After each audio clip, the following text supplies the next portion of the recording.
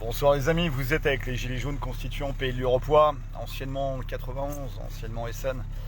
Petit retour par rapport à la manif d'aujourd'hui, petite réflexion par rapport au confinement, par rapport à une possible arnaque bancaire juste derrière. On va commencer par le retour sur la manif. Ça s'est bien passé, on était très peu, on est des braises, voilà. On était là pour témoigner.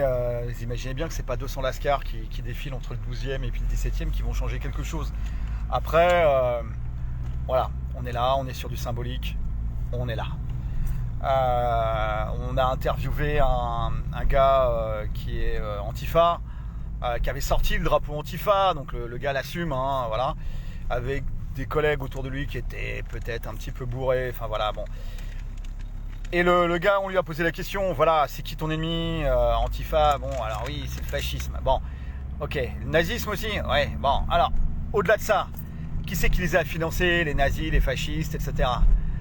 Ah oui, la Banque des règlements internationaux en Suisse, tiens, la Banque des banques centrales. Enfin voilà, là on arrivait sur des trucs intéressants. Bon, voilà, on a validé ça avec le collègue, donc bon, on a le même ennemi apparemment, hein, c'est l'oligarchie financière, bancaire et financière. Bon, ça fait plaisir, hein, généralement les antifas on n'arrive pas à leur parler, hein, donc là le collègue on a réussi à lui parler. Bon, après on a été voir un autre collègue, lui il était tradi royaliste, bon, puis il picolait un petit peu, bon bah voilà, il faisait froid, faut comprendre. Bon, on lui pose des questions, il dit voilà, qui est ton ennemi? Bon, alors, il était un petit peu focus, il était un petit peu racialiste, tout ça. Bon, bref, on n'est pas d'accord avec ça, on a les arguments pour. Bon. Mais l'ennemi derrière, c'était l'oligarchie bancaire et financière.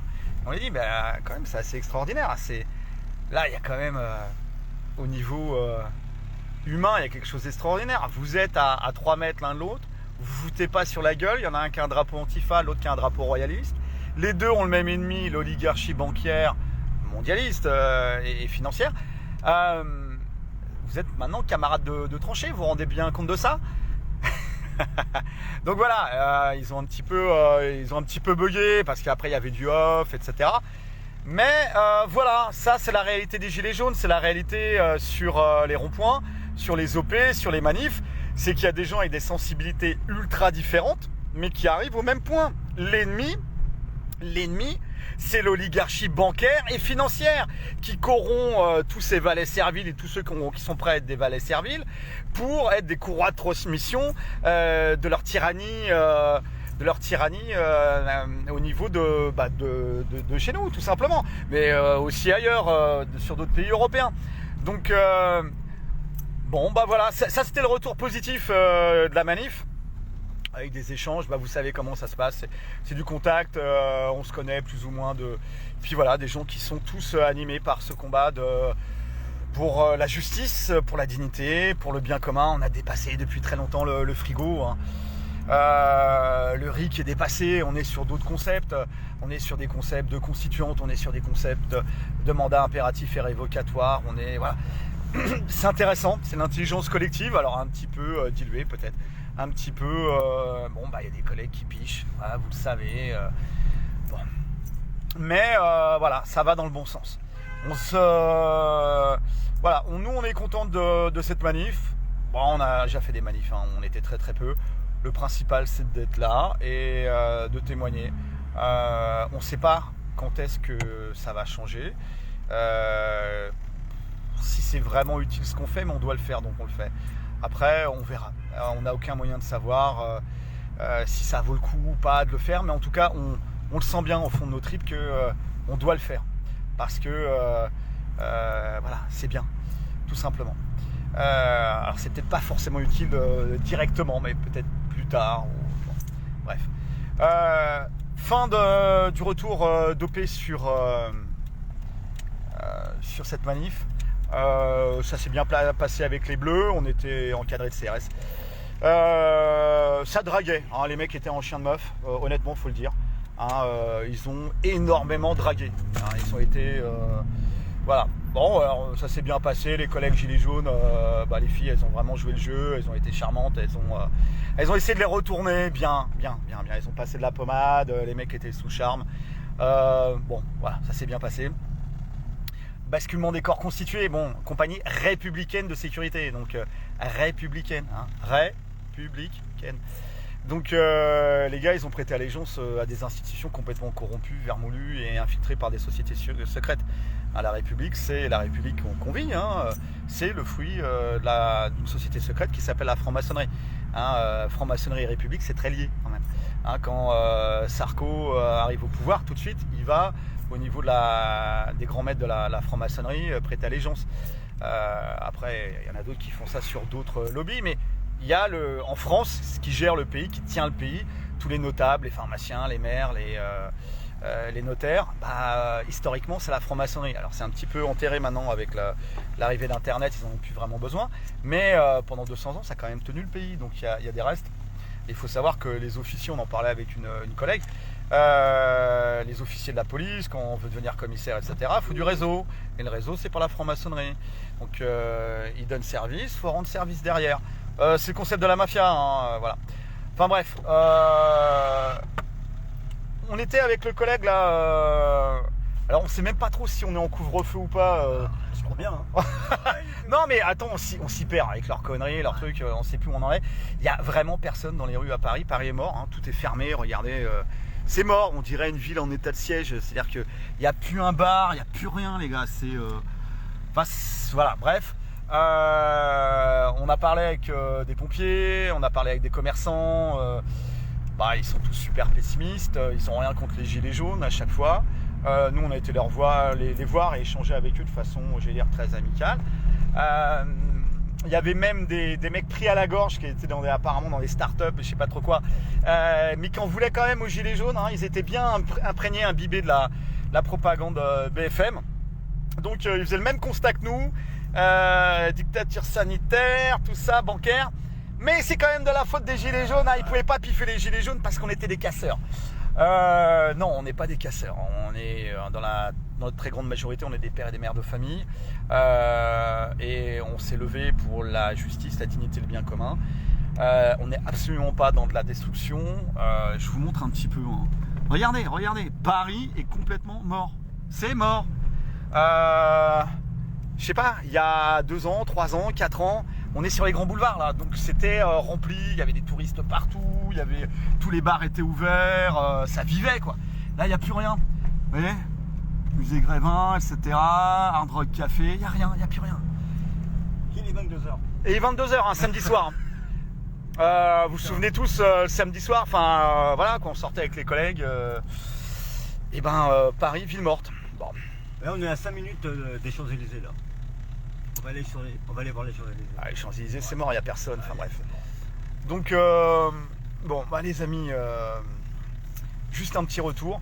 Qu'est-ce qu'on avait? Ouais, comme il n'y a personne là, tout le monde à la maison, tout le monde est devant Netflix, et ok, c'est bien. Donc il n'y a personne qui dépense là. Ok. Personne part en vacances, faire remonter les mécaniques, tout ça. Ok. On se disait ça avec le collègue à côté. Mais en fait là, vu que l'argent part pas dans le bar là, dans les cocktails ici, ou à inviter ses potes à un godet à côté, il est sur le compte en banque. Et vous imaginez bien que quand l'épargne des Français là sur 2020, ils avaient fait des stats, l'épargne des Français était la plus importante, etc. sur les comptes en banque. Qu'est-ce qui va se passer? Quand les mecs ils auront fini la musique, c'est comme les chaises musicales. Vous vous souvenez de Chypre? Voilà. Donc si vous avez de la thune sur votre compte en banque, vous avez bien économisé parce que vous avez charbonné et puis vous n'avez rien dépensé. Faut peut-être le sortir. Enfin bon. Après les conseillers c'est pas les payeurs, hein, mais imaginez un truc à la chypriote, saisi sur les comptes en banque, il te restera que tes yeux pour pleurer quoi. Donc faites gaffe, il y a plus personne qui dépense. Donc forcément on laisse tout sur les comptes en banque, on sort pas la thune. Et puis voilà, il pourrait se passer l'épisode chypriote. Parce qu'il faut bien comprendre que cette crise sanitaire, c'est pour cacher un désastre bancaire, puisque c'est une montagne de dettes, c'est de la spéculation, c'est du Ponzi. Donc l'affaire les amis, c'est très simple. c'est que tant que vous pouvez sortir votre blé, sortez-le. Voilà, sortez-le. Je vous rappelle qu'en 2022, c'est les grandes orientations de la politique économique européenne. Il n'y aura plus de cash. Donc ton blé, tu ne pourras pas le sortir. Voilà. Et puis si tu as envie d'acheter, je sais pas, un bout de terre ou même les prix de l'immobilier, c'est impossible. Voilà. Mais si tu as envie d'acheter quoi que ce soit, il te faudra l'autorisation du banquier. Donc tant que vous pouvez, sortez votre blé. Parce que c'est vraiment pas sain d'accumuler autant de blé sur les comptes en banque avec les fumiers qu'on a en face. Et arrêtez de croire à la bienveillance du système. Ce système, il est fait pour nous rendre en esclavage. C'est une tyrannie. C'est la démocratie, elle est un type. Demos kratos, pouvoir du peuple. Demos, le peuple, kratos, pouvoir. Ça, c'est lié à la souveraineté du peuple. La souveraineté, c'est être en capacité de faire des choses, avoir pouvoir de décision et d'action sur des choses. On a pouvoir de décision sur rien, ni sur le juridique, ni sur le politique, ni sur l'économique, ni sur le monétaire, ni sur l'éducation, ni sur la santé, ni sur rien. Sans souveraineté du peuple, il ne pourra pas y avoir de démocratie. Voilà. Et tous les contre-pouvoirs institutionnels qui ont été mis. Donc là, les amis, on est à la Madeleine, un samedi soir à Paris. Voilà. Voilà, il n'y a rien. Il n'y a rien. Il n'y a même personne. Tout est fermé. Voilà. Tous les partis politiques, tous les syndicats, toutes les ONG financées par les Soros, les Rockefeller, etc. Tous les contre-pouvoirs comme la CNIL, l'IGPN, etc. Tout ça, c'est financé par les mêmes qui nous saignent, directement ou indirectement. Et c'est leur moyen de contrôle. Il y a le coup de matraque dans la gueule quand tu es gilet jaune, d'accord. Mais pour le reste de la population, c'est du soft power. C'est un moyen de contrôle. Et ils ont très bien réussi. Regardez le nombre de personnes au chômage, le nombre de personnes dans les brasseries, tous les mecs qui travaillent en restauration, ils sont au chômage, ils ont fermé.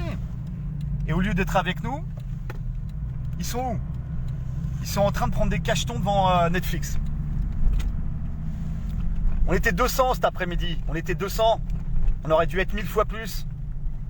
Tous les mecs qui ont leur vie brisée, tous les petits commerces, tous les cafetiers, tous les mecs qui ont pris des chromes et qui doivent les rembourser, tous ceux qui vont avoir qui ont déjà leur vie familiale en vrac, ils n'étaient pas avec nous.